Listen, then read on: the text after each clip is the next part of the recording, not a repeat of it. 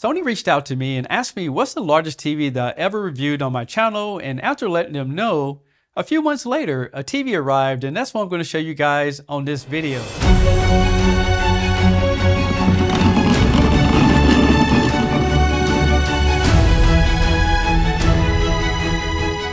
You probably don't know this, but the largest TV that I've ever reviewed on this channel was a 75-inch. But thanks to Sony for gifting me this television, this is the 85-inch X95L. Since this TV is so heavy, I have my assistant Justin that's going to help me out and get this TV out of the box. So Justin, are you ready? This thing weighs about 150 pounds. Yeah, let's do it. Now, a few things I want to tell you guys as we unbox this is that this TV uses mini LED and it has the full array local dimming zones to control that contrast. Also, this TV has the next generation TV tuner, which is great because Sony and Next Gen got together so you can get that 4K over the air when it's available in your area. And this TV is only available in the 85-inch, so if you have a large living room, it's going to be great for you. In the box, you're going to get this setup guide. It's very important that you read this before you start anything because there's a special way to do this so you don't drop or damage the TV. It also comes with these feet, and having a TV this heavy, of course, they're made out of metal. Next, we have this remote control, some batteries, and some screws. It has some little covers so you can hide all the wires on the back of it. The next thing you got to do is just slide the box off the top of the TV. All right, so the first thing you need to do is just fold down this piece right here, and then you're going to literally slide this piece off. So the way this works is that the TV has actually been held by the styrofoam in the center, so you got to have someone holding it up or the TV will just fall over. Now these are metal feet, and you see they're shaped like a V, and they have little rubber feet right here, and they're clearly labeled left and right so you know which side to put it on. At first, I thought this was a silly design because when you put the feet on, you got to lift it up while you screw it in. But the reason they did that is whenever you put the screws in, these little grooves will help hold the weight so the TV will stay on the stand, which is pretty ingenious, actually. So now we got everything out of the box. I just want to show you guys the back of this television. Over here, we have the Barbie logo, and you can see it has this checkerboard finish, and you can mount it on the wall right here with these 4 screws. So you can mount it, but it will take a heavy-duty bracket. The average bracket probably just won't hold the weight. Before I add all the covers on here, I just want to show you guys this. On this side, you have 3 holes. So if you do put the feet on the outside over here, you can raise it up or lower it down because of the way that's designed. Now these covers right here, they basically just go in here and then you just snap it into place. And the power cord actually goes down here, and that's probably why it's attached versus having a separate one, because they want to make sure that you can keep everything stealth. And then once you get that all set up, you just snap it into place and you're good to go.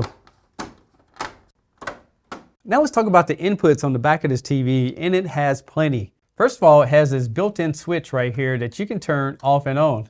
And this is going to allow you to control the Google operating system hands-free, and that's a pretty cool feature. In addition to that, you have 2 USBs, and one of these is USB 3.0. You have a fiber optic output to go over to your audio system. And it has an AV switch that serves 2 different purposes. The first purpose is to use an adapter and hook up your older components like a VCR or DVD player if you still have one. Or you can switch it over to an input so you can take a large soundbar like this Sony A7000 and run this over and use the TV speakers as an enhanced center channel, which is a pretty cool feature. It does have 4 HDMIs. There's 2 that run off of 60 Hertz and 2 that runs off 120. But this input right here allows you to connect it to that soundbar with eARC to get Dolby Atmos outputs. You also have a LAN connection connected direct to a router, and you have a RC232 port and an IR input so you can control it with external devices. I also want to point out that this TV supports the ATSC 3.0 TV tuner. And once you get everything connected, you can then take this cover and hide your wires down the middle. And they also give you a larger cover to cover up all your inputs. So at the end of the day, this TV is going to look very stealth. Now this TV has a robust audio system, and we'll go over that in the full review, but let me show you what it looks like on the back panel. On the back here, you have a subwoofer, and there's a bass port over here as well, so it's going to deliver really good bass, but I'm excited to see what it really sounds like.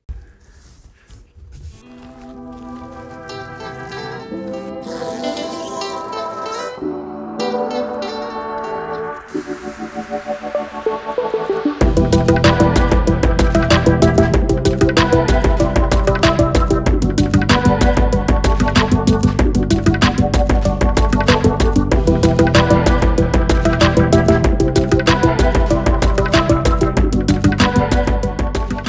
TV has a lot of features. In fact, I'm breaking this up into 3 separate videos, and I'm going to show you guys a picture test and some calibration on the next video. But today, let's just go over some of the basics so you know what to expect. Well, the first thing I like about this TV is that it's thicker, so I don't feel like it's fragile like some of the other TVs on the market. And it has these clean borders that goes around the edge of the picture. There's a Sony logo in the corner. In the center of the TV, you're going to find 2 microphones, and that can be used for the hands-free voice commands. But keep in mind, there's a switch to turn it off if you don't want to use it.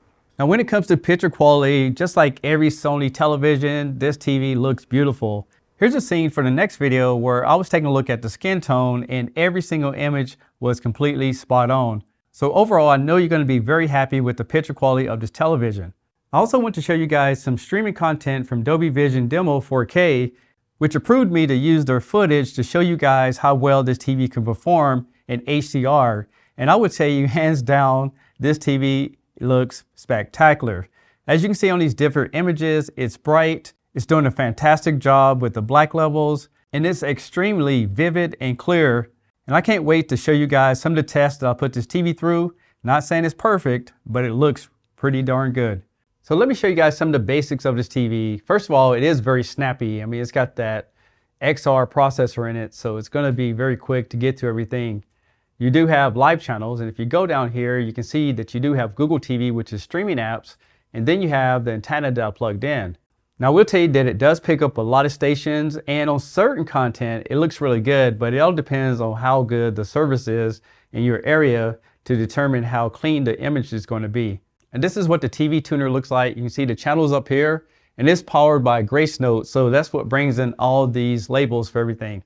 Now, this TV, you cannot record with a thumb drive or anything like that, but you can click on these different stations. Plus, you can see the crew and the cast. So that's the TV tuning part of it.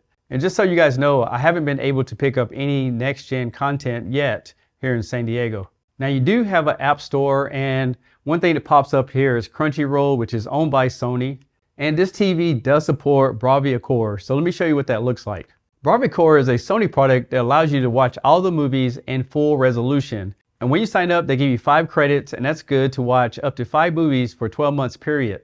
With this credit, I was able to buy Spider-Man No Way Home. And the great thing is that you can see that it supports 4K HDR, Dolby Atmos, and PureStream. PureStream is Blu-ray quality streaming off the internet, but it does require up to 80 megabits per second to make it work. Now, this is what I want to show you guys. This TV is specially calibrated for this content. So when you go into the picture settings, now you have Barbie Core calibrated mode. So when you turn it on, it basically sets the picture up exactly how Sony recorded it with all the calibrations, so you don't have to adjust anything. Just turn that on, watch this content, and it's gonna look beautiful. And if you have Netflix, this is another mode that they have. It's called Netflix calibration mode. And when you turn this on, it basically gives you an exact picture that Sony and Netflix got together, so you don't have to do any adjustments. You just go in here and turn this on, and the picture will look beautiful again. And this is a feature only available in this TV. Now we're back into the menu system. I'll show you a few last things that you might want to consider when buying a TV like this. First of all, we have HDMI signal format. You have to choose which format you're going to use each input on. So for example, if you want to play your gaming console, you want to use enhanced mode, Dolby Vision, or VRR. And again, these are only for gaming consoles, but it's something that you have to switch. Unless you have a PS5, it'll select it automatically. This TV also supports the new Eco mode. This is an update that they did a while back. And this system allows you to customize how it uses energy. Like for example, you have power saving mode, ambient light sensor. You can have the TV turn off after a certain period if you're not using it. And if it doesn't see a signal, again, you can have it turn off at a certain time as well. It also has a casting feature, so you can send your smart devices over to it. You can reset it. And if you buy the Sony camera, you can do gesture controls as well. And there's a lot of regions in this TV, which I was pretty impressed with, as well as languages. Now this is the built-in microphone. You can change the different sensitivity, and this again is doing the voice commands. You can control the LEDs on the front. It also supports Apple AirPlay and HomeKit, so you can control it with Siri. And it has this quick settings, so you can go through here and have quick settings on anything you want to use, which is great. And at the end there, you can edit it, so you can add any shortcuts that you want or take some away. Now, if you're a gamer, you can press and hold down the menu button on the remote control, and you have access to your variable refresh rate off and on, motion blur, black EQ, and there's a crosshair where you can have this in the center, and you can control that. Here's a remote control that comes with this TV. In my opinion, it's pretty basic for a TV on this level. For example, it doesn't have a backlight, but it has all the functionality you need, including your voice commands. You can press and hold down that menu button to access the gaming bar, and you have Barbie Core and Crunchyroll, plus Netflix and some other buttons on here. So it is very functional. I just thought they'll give you something a little bit higher end. So that's some of the base features and some quick demos so you guys can get an idea of what this TV looks like and how it performs. But remember, on the next video, we're gonna take a deeper dive and do more demos so you can see exactly how this TV performs. I'm Tech Steve. Thanks a lot for watching, and I'll catch you guys on the next one. Peace.